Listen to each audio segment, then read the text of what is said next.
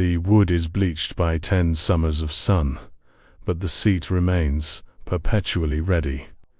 Every dawn, the old man approaches the front porch, driven by a ritual that defies logic and the relentless march of time. A decade has passed since the laughter stopped, since the young man vanished, leaving behind only this artifact of occupancy. The father meticulously wipes the morning chill from the worn slats, adjusting the cushion until it looks perfectly inviting. He doesn't sit there himself. It is reserved, a stubborn altar against the finality of loss. His rational mind calls it a delusion, but if the place is kept ready, perhaps one day, the occupant will feel the pull home. The morning sun of 2024, rising over the quiet suburban sprawl of Willow Creek, cast long, hesitant shadows across the worn, untreated wood of Bernie's front porch. Every plank groaned a little under the weight of habit. The exact same sound they had made for 10 years now, ever since the day's silence had truly settled in.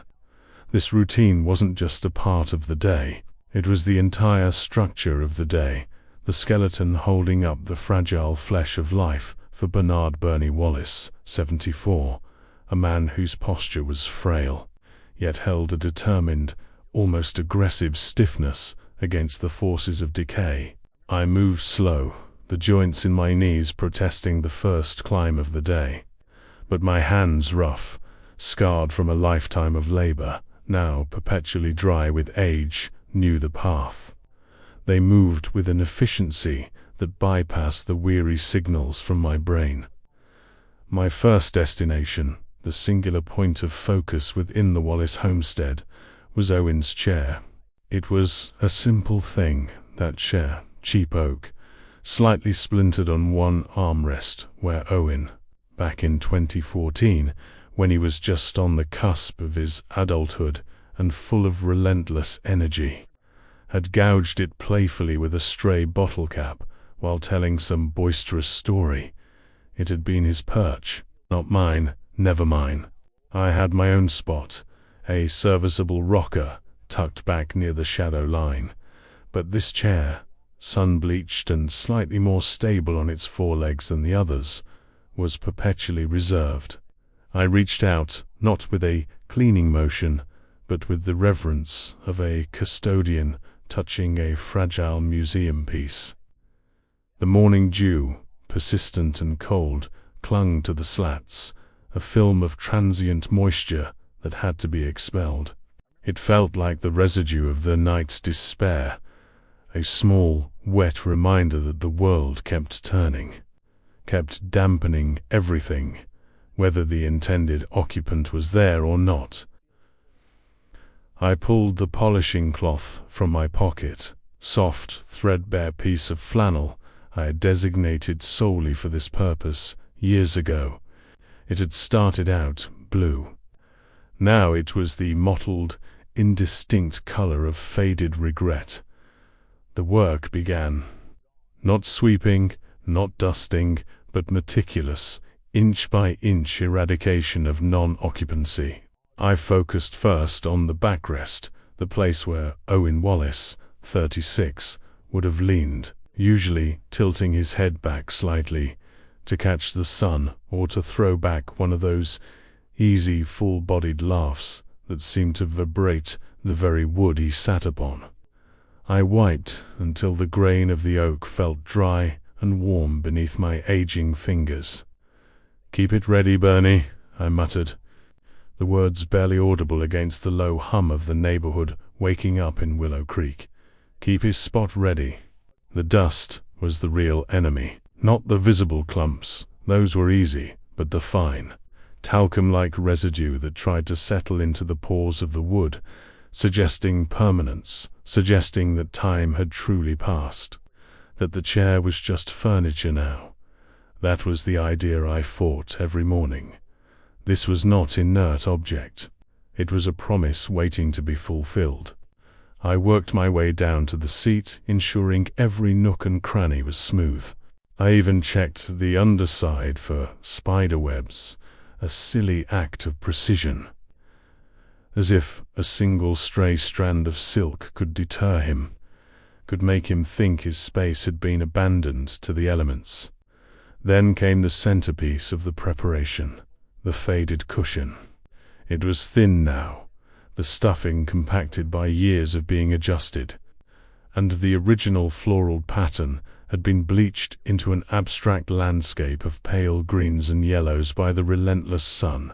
I picked it up, shaking it gently, listening to the soft, sad puff of trapped air escape. I held it for a moment, pressing the worn fabric to my cheek. It smelled faintly of old linen and sunshine, a smell that had somehow managed to hold on to the spectral scent of Owen's favorite aftershave from a decade ago. Perhaps that was just my mind manufacturing comfort. I placed the faded cushion back down, positioning it perfectly centered, slightly tilted toward the rising sun, exactly how Owen preferred it. Too far back, and he would have had to lean forward. Too far forward, and he couldn't have rested his arms on the sides. It had to be optimal, immediate occupancy. That was the phrase that ran through the quiet machinery of my brain. My rational mind argued, sharply and relentlessly, during this entire act. You are Bernard Wallace, 74 years old. You are scrubbing a piece of timber that hasn't seen its intended user in 10 years. This is the foolish delusion of a lonely old man. The internal confrontation of logic versus hope was a daily, painful war waged solely within the confines of my skull. Always lost to the stubborn, irrational hope that compelled my hands. What if he showed up today? Owen Wallace, 36, walking up the driveway after all this time. Would he hesitate if the chair looked dusty? Would he feel unwelcome if the cushion was crooked? That small, nagging fear drove the precision. The chair was my bait, my beacon, my last stand against the irreversible finality of loss. I settled onto the top step of the porch, not the chair, never the care, never when we inerrant, defined by its mature oak trees, and the predictable rhythm of early morning paper delivery trucks. Owen used to sit there and watch the whole thing unfold, chronicling the small dramas of suburban life. I closed my eyes, letting the sun warm my eyelids, and the memories flowed, rich and insistent, overriding the present moment of 2024. It was a humid afternoon, likely 2013, the year before the shadow fell. Owen was maybe 25 then, or 26. He was leaning back in his chair, feet propped on the railing, nursing a lukewarm glass of iced tea. He wasn't talking about great things. He was talking about Mrs. Hemlock's perpetually aggressive rose bushes across the street. "Dad," Ed said, leaning forward to catch my eye. His brown hair catching the light just so. His smile, low, that easy, vibrant smile, was wide. "She treats those roses like they're guard dogs. Look at them, they're practically snarling at the mailman." I remember laughing, a genuine chest-deep rumble that age seems to have stolen from me. We sat there for 2 hours, sharing small observations, cataloging the successes of the local baseball team, discussing the absurd price of gasoline. It was mundane, but it was connection. It was life flowing between us, anchoring me. Now, 10 years later, those memories were the only things that gave the chair its substance. Without them, it was just wood. With them, it was a charged vacuum, waiting to be filled. The knowledge of that specific laugh, that specific tilt of his head, turned the polishing cloth into a relic, and Owen's chair into an altar. I opened my eyes, the present filtering back in. The chair was perfect, clean, aligned, inviting. I pulled out a thermos, and poured myself a cup of lukewarm coffee, settling in for the vigil. I had hours to watch, hours to wait. The sun climbed higher, burning off the last wisps of ground mist.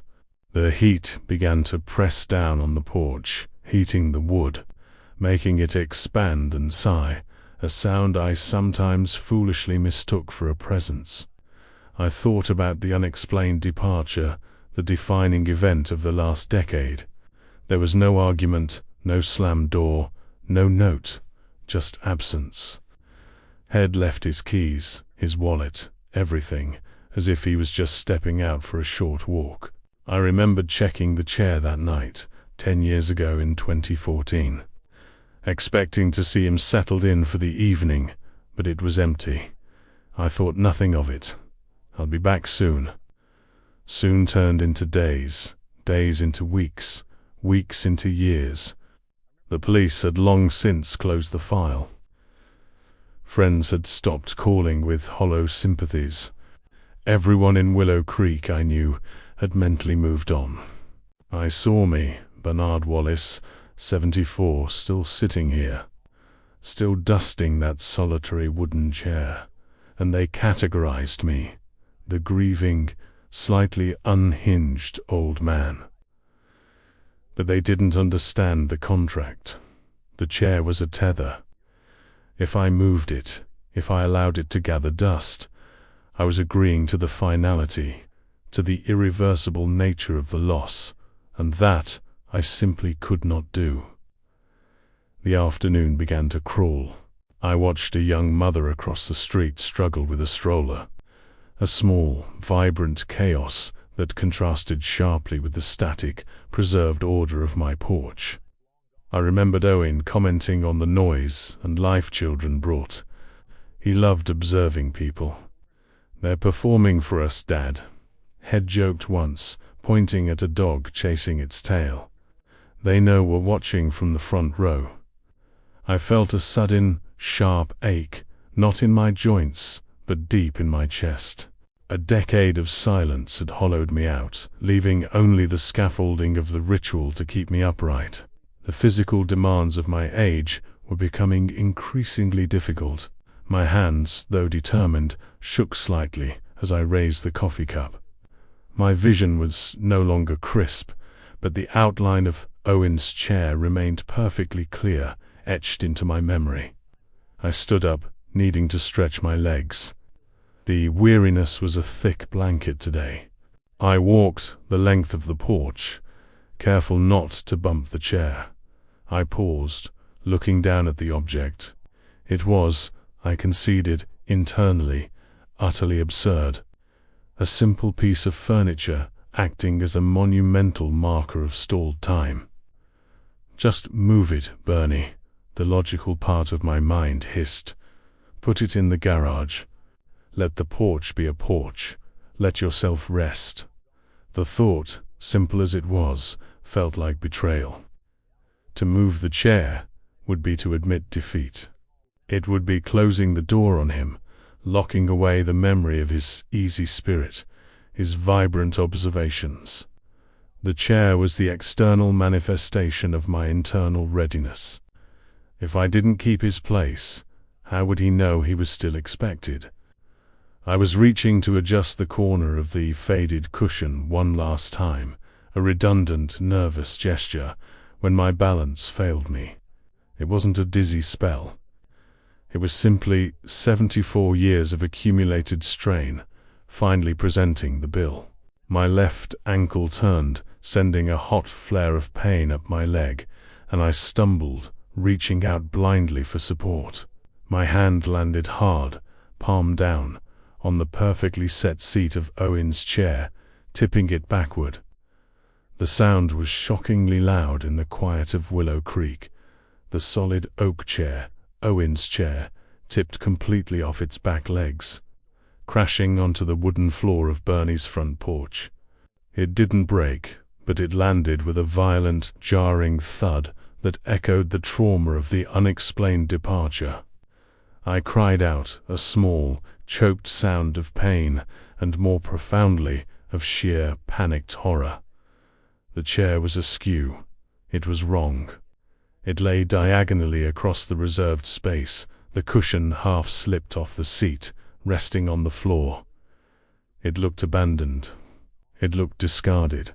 I scrambled to right it, ignoring the searing pain in my ankle, fueled by a terrifying primal urgency. My breath came in ragged gasps. This wasn't just physical clumsiness. This was sabotage. My body, my weak, old, failing body, had attempted to destroy the vigil. I leaned over, straining against the wood. The chair felt heavier than it ever had before, burdened by 10 years of unspoken expectation.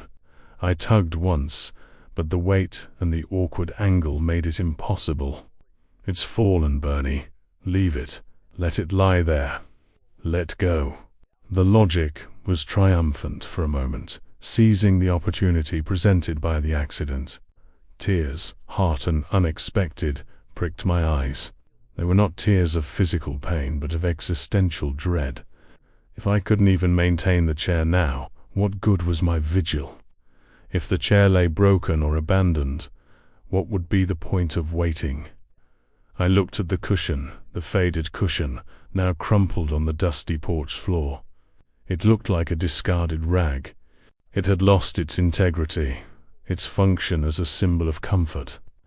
And in that moment of absolute exhaustion, staring at the tangible physical result of my failure, the memory hit me with the force of a blow, the culmination of all my grief. It was 2014, 3 months before he left.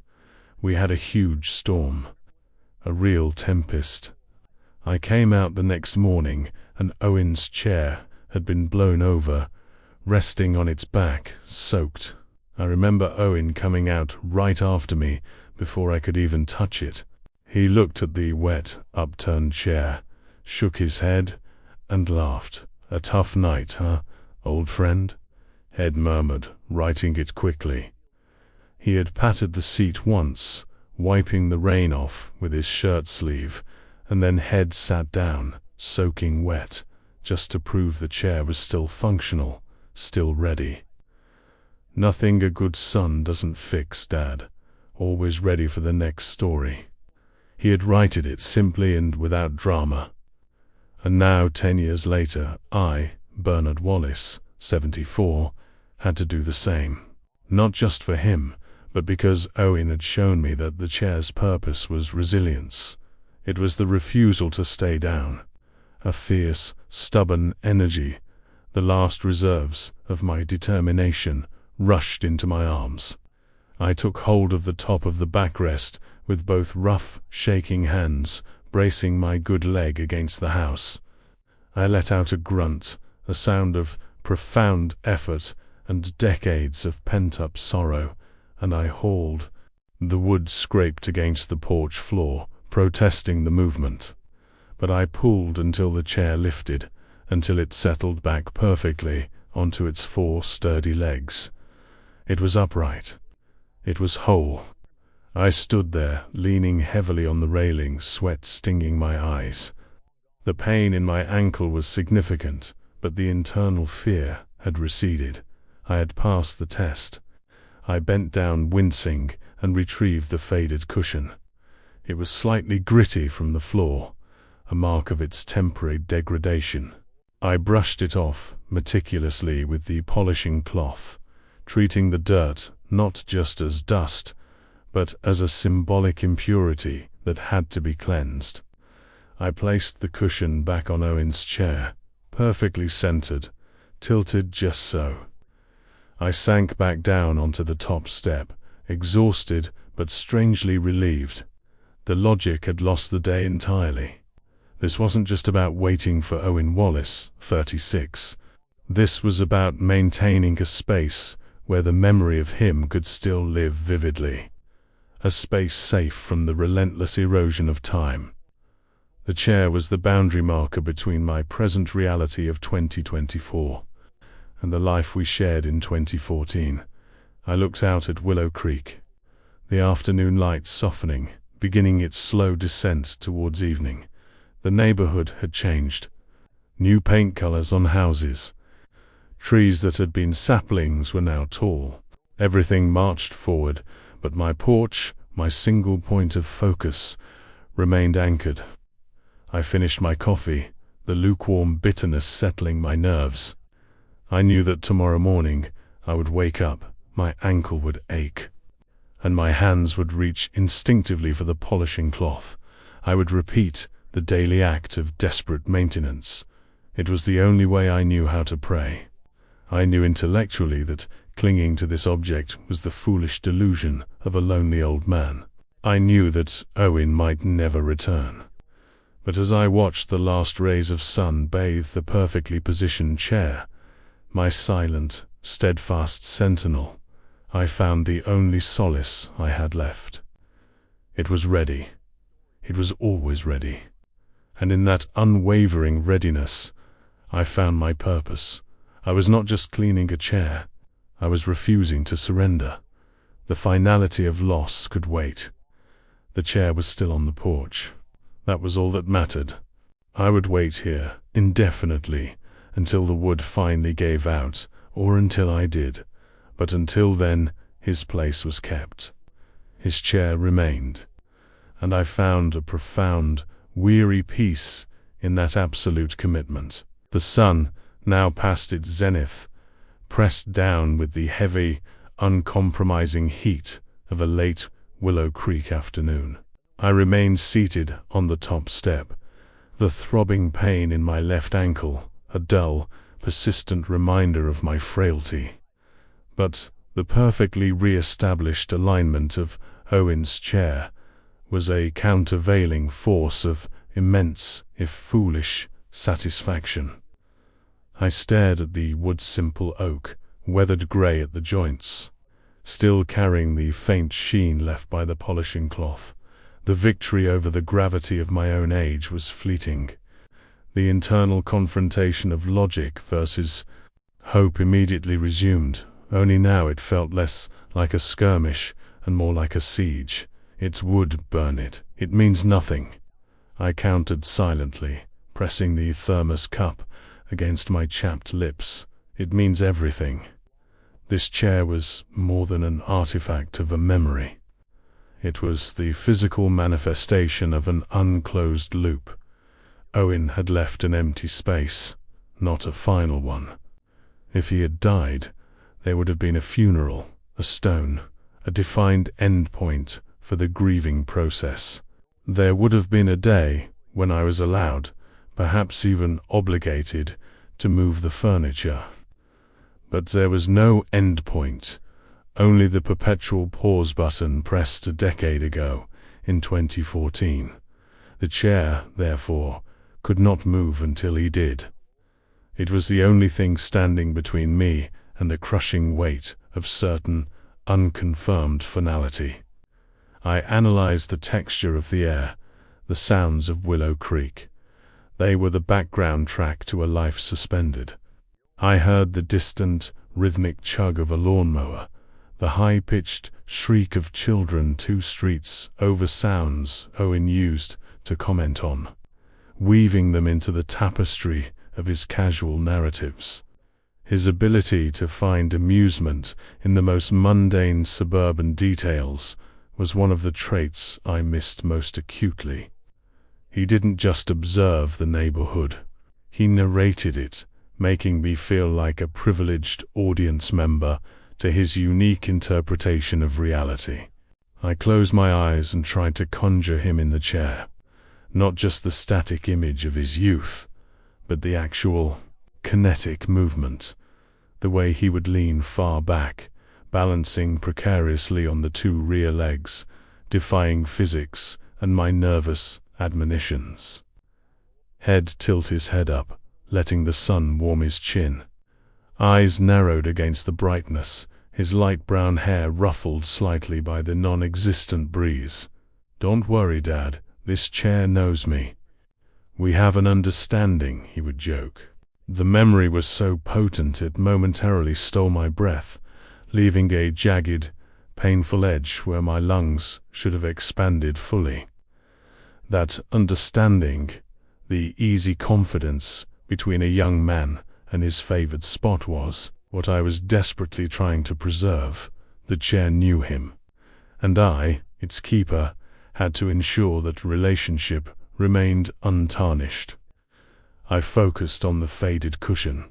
Its pale green and yellow patterns, though mostly bleached into ghosts of their former selves, were still vibrant in the shadow of the afternoon. When I had retrieved it from the floor earlier, the brief contact with the dust had felt like a violation. It wasn't meant for the ground. It was meant to cradle his weight, to provide that minimal, worn comfort. I reached out and touched the edge of the cushion again. My hands, rough and slow, traced the outline of a stitch where I had mended a tear 6 years ago. It had been a small tear, caused by an errant spark from a neighbor's barbecue, but I had treated the repair like major surgery. Every thread I put into that cushion was a reaffirmation of the promise. This comfort remains available. The quiet of the afternoon was deceptive. It was a pressurized silence, holding back a decade's worth of unspoken questions. Where are you, Owen? Why did you leave your keys? Why did you leave your chair? The rational mind, tired but persistent, interjected, "Hay's gone, Bernie. You are investing your last years into a wooden mausoleum." But the stubborn hope, the core of my being that refused the finality, argued back, "If I stop, then I stop waiting. And if I stop waiting, then he never existed here perfectly." The chair was my defense against entropy, my small, desperate resistance against the universal law that everything must eventually degrade, fade, and be forgotten. As long as I kept that wood polished and that cushion scented, I was defying time itself. I was forcing 2024 to acknowledge the possibility of 2014 returning. Around 4 o'clock, the predictable rhythm of Willow Creek brought a minor disturbance. A large, dark van, clearly marked with a local church logo, pulled slowly up the street. They were dropping off meal packages for the elderly, a service I generally accepted out of politeness, though my needs were minimal. The driver, a young, earnest man named Tim, was too energetic for the slow pace of the street. He hopped out of the van, a cheerful, misplaced beacon of community service, carrying a thermal bag toward my porch. Tim was a nice kid, always overly careful not to mention Owen, or the chair, or the strange, static nature of my existence. He treated me with the respect due to a veteran of something, though he likely didn't know what war one was fighting. As he reached the bottom steps, he paused, his eyes landing on Owen's chair. Unlike others who pretended not to see it, Tim, being younger and perhaps less adept at navigating profound social awkwardness, let his gaze linger. "Afternoon, Barnard," he said too loudly, mounting the steps quickly. He placed the thermal bag securely near my feet. "Tim, thank you." My voice was gravelly from disuse. He looked down at my ankle, which I had instinctively tried to conceal under the cuff of my loose pants. "You're right there. You look a little stiff." "Just an old man's stumble," I dismissed. "Nothing a little time won't fix." He nodded, but his gaze drifted back to the chair, which was bathed in the harsh, late-day sun. The wood seemed to glow slightly, an unnatural shine against the dull grey floorboards. "Say," Tim started, shifting his weight awkwardly, "with winter coming up. Not to date, obviously, but soon. That's a nice old piece of furniture. You know, I could easily put that in the garage for you. Protect it from the frost and the worst of the rain. Would save you the trouble of the—" He gestured vaguely toward the polishing cloth sticking out of my pocket. The proposal, innocent as it was, struck me like a physical blow. "Move the chair. Put it in the dark." I felt the fragile peace earned by the afternoon's struggle shatter completely. My determined posture, frail though it was, stiffened. My hands clenched on the thermos. "No," I said, the word coming out sharp and absolute, startling even myself. Tim stopped smiling. He blinked, clearly confused by the vehemence of my response. "Oh, right. I just thought, it looks like a classic, just trying to help you maintain it better, Barnard." "I maintain it exactly where it belongs," I stated, my voice low and fierce. I pointed a trembling finger, not at the chair, but at the exact square of porch floor it occupied. That spot, that specific spot, it stays there. This was the emotional climax, the necessary articulation of the vigil. Tim, the representative of the sensible, moving world, was attempting to rationalize my grief, to reclassify the artifact as mere property to be preserved from the elements. He wanted to protect the wood. I needed to protect the vulnerability.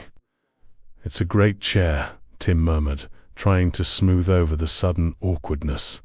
He clearly saw me now, not just as the recipient of meals, but as the slightly odd, intensely protective old man guarding a piece of wood. "It is not great," I corrected, leaning forward slightly, ignoring the protest of my ankle. "It is ready." I looked directly into his eyes, forcing him to meet the intensity of my decade-long commitment. "You move it into the dark, into the garage, Tim, and you tell the chair we don't expect him back. You tell it that the expectation is finished." Tim swallowed hard. The silence between us stretched, filled with the buzzing of summer cicadas and the distant sound of life moving forward elsewhere in Willow Creek. "I understand," he finally said, though the slight furrow in his brow told me he understood nothing but that this old man was fiercely attached to his furniture. "Sorry, Bernard. Just checking in." "No apology necessary," I replied, softening my tone only slightly, releasing the tension in my hands. The fight had drained me, but I had won. The chair was defended. The vigil continued. Tim backed away slowly, descending the steps and hurrying back to his van, perhaps relieved to escape the heavy atmosphere of the porch. As he drove off, I watched the space where he had stood. He had been an emissary of logic, trying to impose order and movement onto my static existence, and I had rejected it entirely. I settled back, letting the emotional residue of the confrontation dissipate. Now that the adrenaline had faded, the profound weight of my commitment returned. I was tethered to this spot, to this chair, for an indeterminate future. I began to review the chair again, not cleaning it, but studying it in minute detail, seeking reassurance that I hadn't missed anything in my frantic rescue earlier. I noticed a subtle scuff on the left rear leg, likely caused by the impact when it fell. I traced the mark with my finger. It was a new scar, a fresh reminder of the fragility of the vigil itself. Even my best efforts could cause damage. I pulled the polishing cloth out once more, ignoring the dampness on my palms, and gently buffed the scuff. I couldn't erase the mark, but I could soften it, integrate it into the chair's history. It was a scar of resilience. The chair had fallen, and I had raised it. We had both resisted. The sun began its serious descent, the light turning golden and rich, bathing the whole of Bernie's front porch in a nostalgic, melancholic hue. This was Owen's favorite time of day. He loved the way the low sun filtered through the mature oaks of Willow Creek, creating long, dancing shadows on the sidewalk. I remembered sitting here with him one evening, maybe 7 years before the silence. He was talking about how the setting sun made everything look like a memory, even the things happening right now. "It's like the world is practicing being remembered, Dad," he'd observed, tipping his head back. "Everything is coated in this gold film. It's too beautiful to be real time." He was right. Now in 2024, everything on this porch was coated in the film of memory. The chair, the cushion, the worn floorboards, they were all practicing being remembered, existing in a reality that was simultaneously the present and the distilled past. The evening brought new challenges. The loneliness that was manageable during the busy light of day sharpened into a painful point as the shadows deepened. When night fell, the vigil changed from an active duty of maintenance to a passive act of sustained presence. I watched as the lights flickered on across Willow Creek. Families were gathering for dinner. I could hear the faint clatter of silverware and the distant, muffled sound of a television. Normal life, indifferent to my decade-long pause. I stood up slowly, favoring my ankle, and prepared to retreat inside. I never spent the night on the porch, but the moment of departure was always the most difficult. It felt like abandoning my post, even though the chair itself was the true sentinel. Before going in, I performed my final, silent ritual of the day. I walked over to Owen's chair. I didn't sit in it. That was unthinkable, a breach of the contract. But I placed both hands firmly on the armrests, where the wood was slightly smoothed from the continuous friction of his presence. I didn't speak the words aloud, but the thought was a clear, unshakable directive in my mind. I am here. I am keeping watch. Your place is as you left it. Be safe. Be well. Come home. I adjusted the faded cushion one last time, ensuring that the slight indentation, the ghost of his long-ago presence, was still perfectly centered. The chair was perfect, immobile, preserved, perpetually ready. I stepped across the threshold, careful to pull the screen door shut without jarring the porch structure. From the darkness of the hallway of the Wallace homestead, I took one last look through the screen. Owen's chair stood silhouetted against the deepening blue of the twilight sky. It was a simple, sturdy wooden chair. It was also my altar, my monument, and my stubborn defiance. I knew, intellectually, that the chances of him walking up that path tomorrow were functionally zero. I knew the waiting was the final foolish delusion of a lonely man. But as I locked the door, leaving the silent sentinel alone to face the long, cold night, I was filled with a profound, weary peace. I had done my job today. I had kept his place. That chair was still on the porch, waiting, enduring, and by its continued presence, so was I.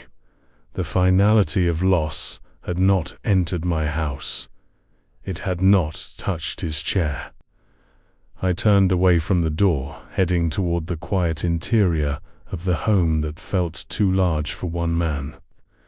I would sleep, and in the morning, the relentless cycle of dew, dust, and desperate maintenance would begin again. Because as long as the chair was ready, I was still actively waiting, and that, I realized, was the only life I had left to live. The vigil was complete for the night, sustained by the hope that defied all logic, guaranteed by the wood that refused to rot or be moved. The place was kept. He was still expected. That was my final solace.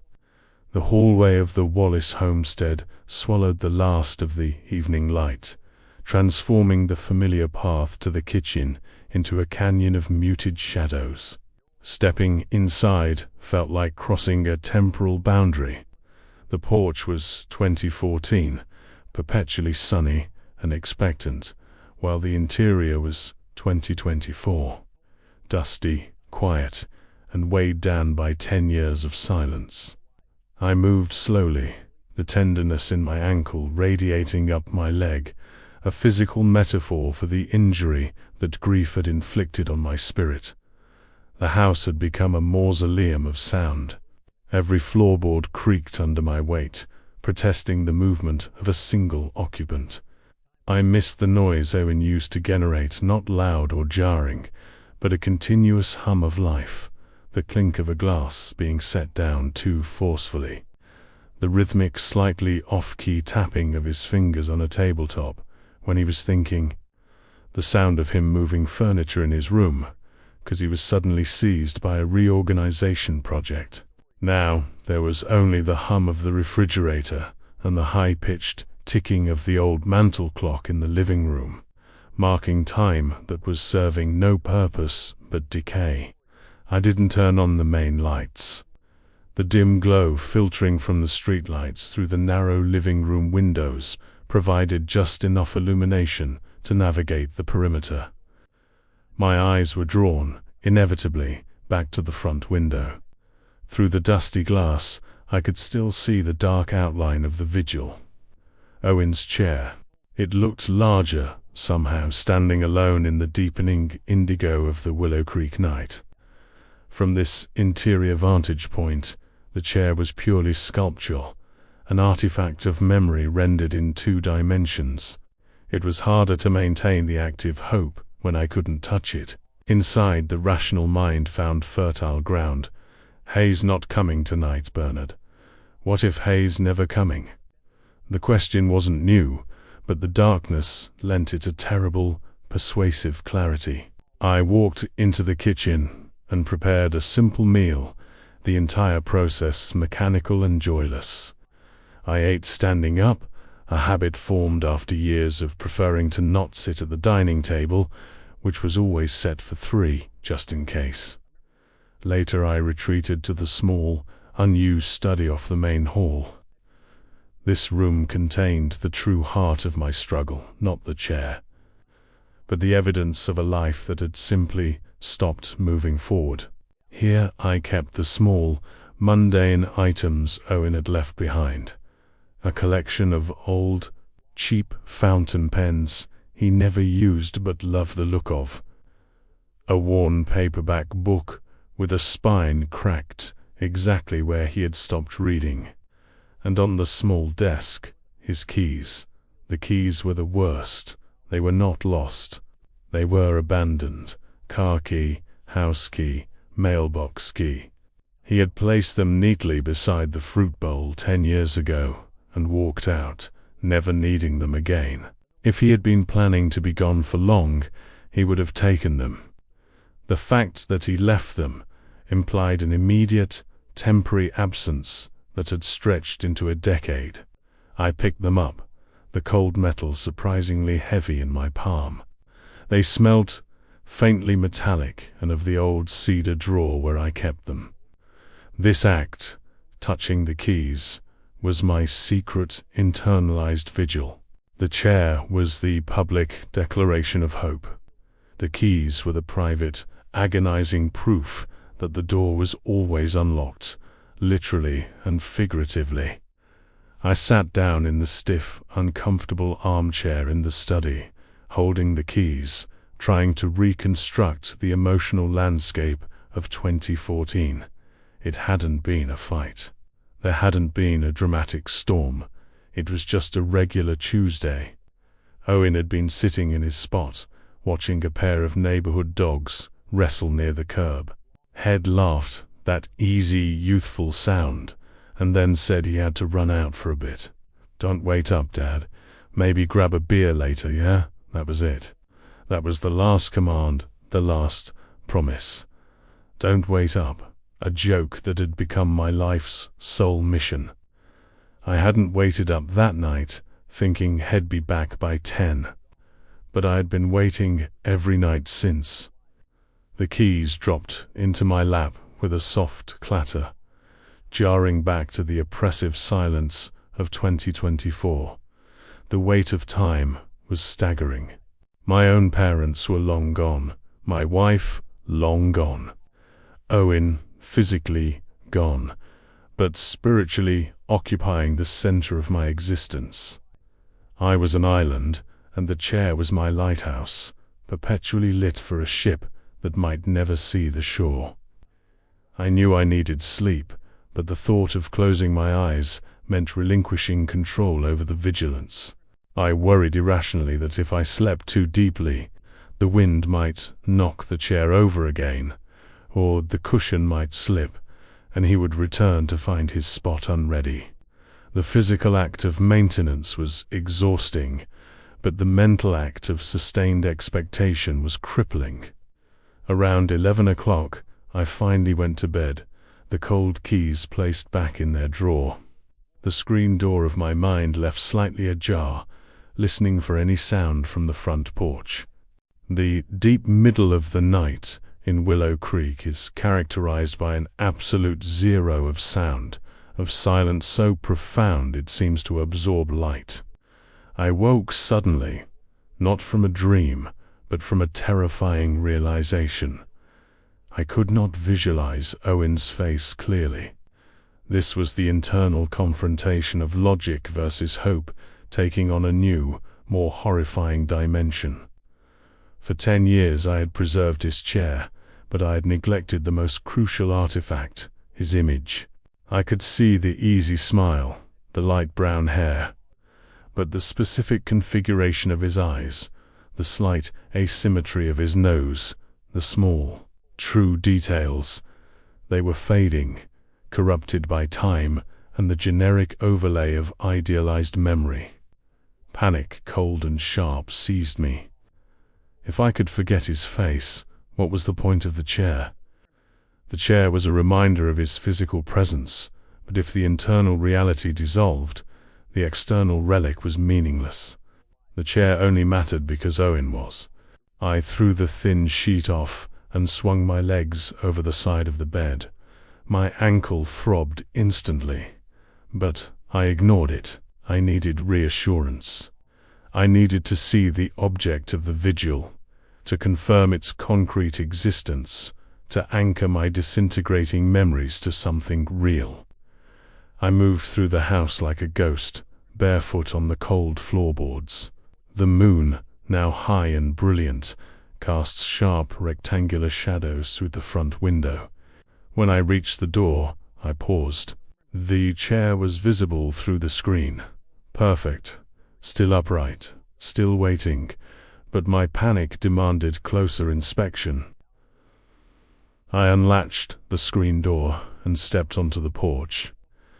The air was cold and damp, saturated with the faint, earthy smell of wet pine needles and sleeping lawns. I looked at Owen's chair. In the harsh moonlight, the faded cushion looked almost white, ethereal. The space was precisely as I had left it. The wood smooth, the alignment impeccable. Yet, standing over it in the dead silence of 3 a.m, the magnitude of the delusion overwhelmed me. It was not a defiant act of hope. It felt like a pathetic plea. I was 74, standing guard over an empty piece of furniture that the world had forgotten existed. And then the internal climax began. My right hand reached out, trembling slightly, and rested on the back spindle of the chair. It felt cold, inanimate. The wood had protected itself against the weather, but it could not protect me from the truth. You are just delaying the inevitable, Bernard. The chair is ready, but the occupant is gone. A wave of profound, bone-deep weariness crashed over me. 10 years of cleaning, adjusting, waiting. The strain was not just physical. It was the psychological exhaustion of maintaining a falsehood. Why not end it? Why not take the chair, move it to the garage, and finally allow myself to grieve the finality? My chest tightened, a deep ache resonating from the source of the unresolved trauma. To move the chair would be to admit defeat. But to continue this way felt like slow suicide. I looked at the seat, the faded cushion. It looked so inviting, so much like a resting place, a place to stop. The temptation struck with brutal force. Sit down. just for a moment, just to feel the wood beneath me, to experience the perspective Owen loved. If I sat in it, the chair would finally be used. I could give my aching legs a rest. I could pretend just for a moment that I was him, looking out at the sleepy neighborhood before I accepted the loss. This was the ultimate test of the vigil.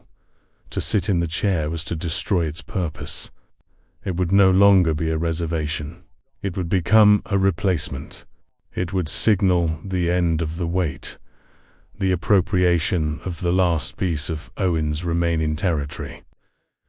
It would be an admission that I was now the sole claimant to this spot, that Owen's right of immediate occupancy was revoked. My legs moved, heavy and unbidden, drawing me closer. I leaned my weight forward, my knees nearly touching the worn front edge of the seat. I could feel the faint, dry dust scent rising from the wood grain. Just an inch more, and I would be resting. I would be done. No. The thought was a shouted command, originating from a deep, stubborn core I hadn't realized still possessed such strength. It was the absolute, non-negotiable definition of my purpose. I froze, hovering inches above the seat, my heart hammering against my ribs. I could not violate the vigil.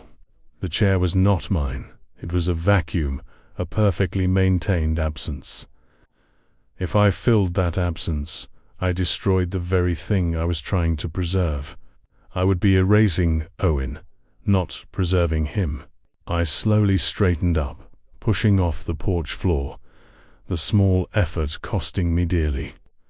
The adrenaline receded, leaving me shaking slightly from cold and the sheer intensity of the averted disaster. I stepped back, away from the immediate gravitational pull of the seat. I placed my hand instead on the faded cushion. It was cool and slightly damp with the heavy night air. I adjusted it, a completely unnecessary movement, as it hadn't shifted, but the motion was grounding. It was a reassurance that my role was guardian, not occupant. Your place is kept, Owen. I almost broke the contract, but I didn't. I stood there for several minutes, allowing the cool night air to seep into my bones, a form of penance for the moment of weakness. I stared out at Willow Creek, the familiar quiet houses, the mature oaks standing like silent witnesses. In the darkness, the neighborhood felt vast, indifferent, and utterly unknowable. Somewhere out there, the world moved on. But here, on this porch, time was halted, trapped in the loop of an unfulfilled promise. I retreated back inside, securing the screen door quietly. My legs felt stronger now, not because of rest, but because the internal battle had been won. The line had been held. The act of almost sitting and the subsequent refusal had reinforced the purpose with a new, terrifying conviction. I knew now, absolutely, what my limit was. I would die before I sat in that chair. The transition from night to morning was always a relief. As the oppressive blackness lifted, so did the crippling uncertainty. Dawn in Willow Creek brought with it a shift from abstract despair to concrete duty. I was up before the first hint of orange appeared on the horizon. The moment I opened my eyes, the checklist began. Ankle still protesting, but manageable. The weather clear, slightly cold, suggesting heavy dew. My instrument, the polishing cloth, was waiting. I dressed slowly, carefully choosing the worn chore pants and a thin sweater. Physical readiness was key. I couldn't afford a stumble today. Stepping out onto Bernie's front porch, just as the sun began to breach the tree line, was like stepping back onto sacred ground. The air was cold, but the emerging light promised warmth. The first sight of Owen's chair, bathed in the pale blue-pink light of pre-dawn, always delivered a rush of profound, weary satisfaction. It had survived the night. It had survived my doubt. The wood of Owen's chair was beaded with heavy moisture. The condensation clung to the porous structure, making it look dark and saturated. The faded cushion was significantly dampened. This was the beginning of the daily act of desperate maintenance.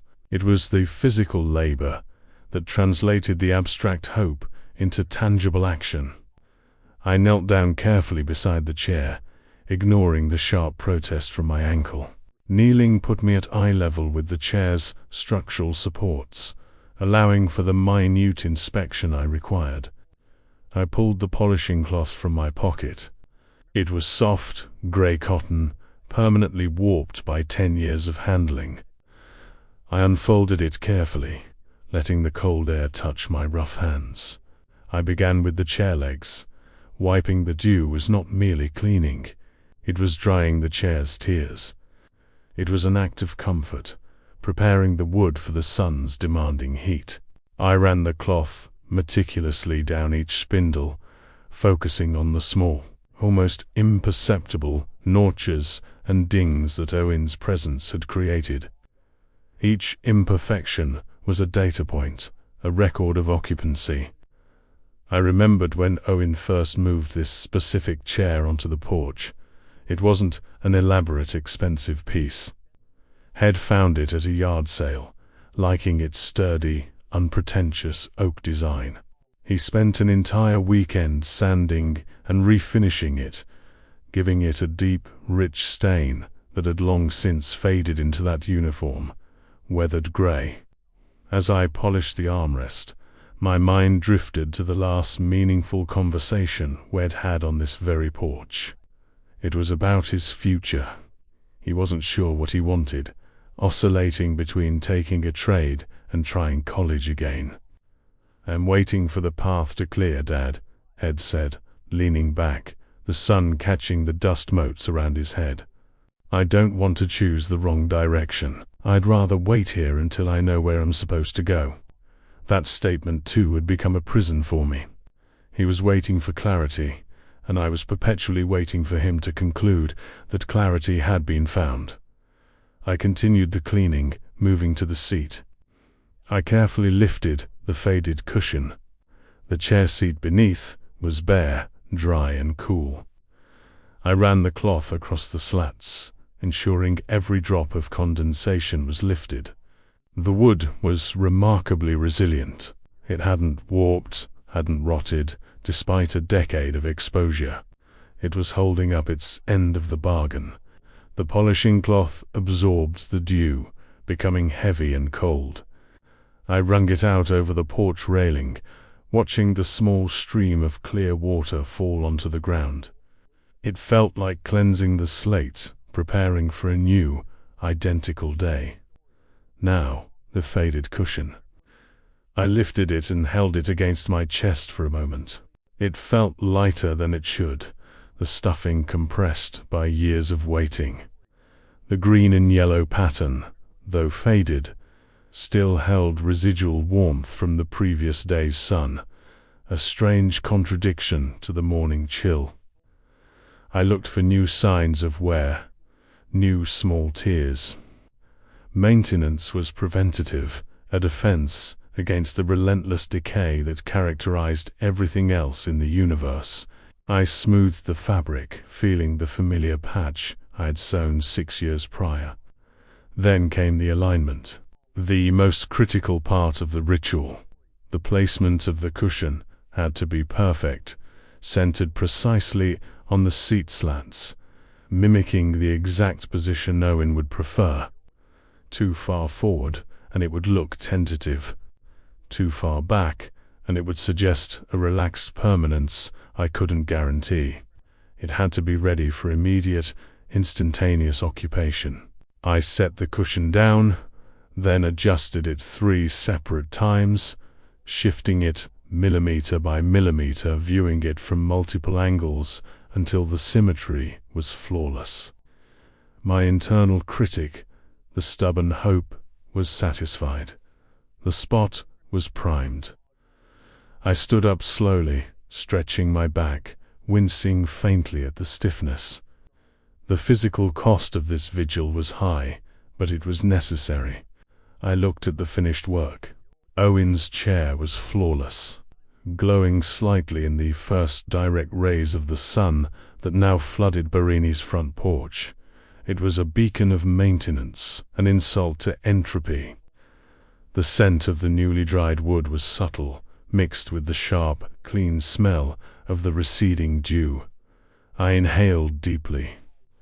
This was the scent of my purpose. I moved to my usual spot, the top step of the porch, a respectful distance from the vigil. I settled down, the thermos of coffee now in my hand, and turned my gaze outward onto Willow Creek.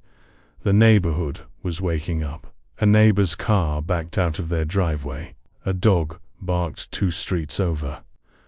The morning sounds were starting, the same everyday symphony Owen used to critique and narrate. I spent the next hour simply watching the chair and the path leading up to the house. This was the passive phase of the vigil, the waiting that followed the preparation. It was quiet, steady, and profound. In the previous night's anxiety, I had nearly yielded to the logic that demanded I move the wood and accept the loss. But in the clear light of this new morning, logic had no power. The chair stood there, physically present, defying the concept of finality. It didn't prove Owen was coming home. It proved I hadn't given up the right to expect him. I thought about the conversation with Tim yesterday, the young man who wanted to protect the furniture from the elements. He saw wear and tear. I saw resilience and dedication. The chair needed to weather the sun and the rain. It needed to exist in the real world, exposed to the same elements that Owen himself would be navigating. Tucking it away would be an admission that he was never coming back into the light. I took a slow sip of the hot coffee, savoring the bitter taste. I knew, with the stark clarity that only age and profound grief can grant, that this ritual was likely all I had left. It wasn't about the physical object. It was about the act of readiness. If I stopped the maintenance, if I moved the chair, then the hope, the stubborn, persistent hope, would wither and die, and with it, the last living connection to my son. I was 74, a lonely man in a quiet suburban home, but I had a mission. I was the keeper of a space, the preserver of a moment frozen in 2014. I settled deeper into my spot on the step, my eyes resting comfortably on the faded cushion. The sun was fully up now, casting long, familiar shadows. The waiting began anew, just as it had every morning for the past 10 years. I wouldn't move it. I wouldn't sit in it. I would simply maintain the perfect, unwavering preparedness until the day I couldn't move the polishing cloth anymore. The chair was still on the porch, and so I was still waiting. In that quiet, unwavering readiness, I found the only solace left in my exhausted life. The days stretched ahead, empty but for this vigilance. It was the last stand. It was everything. If you enjoyed this video, please like and subscribe for more.